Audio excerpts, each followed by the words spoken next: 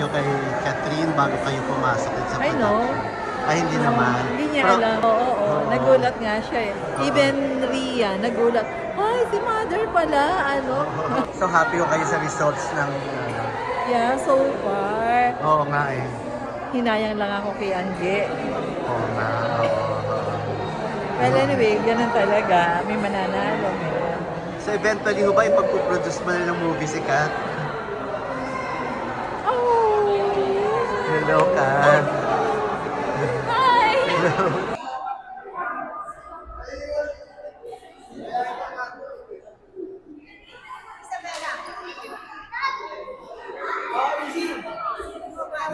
Hello po.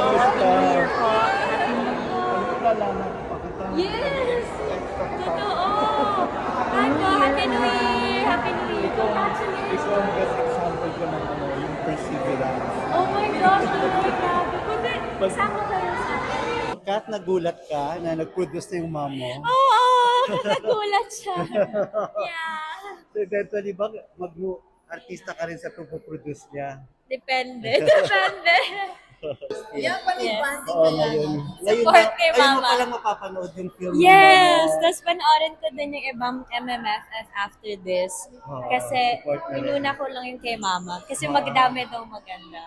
Paano yung pinag-usapan ng mom mo na magpuproduce na pala siya? Nagulat nga din ako eh. Surprise siya.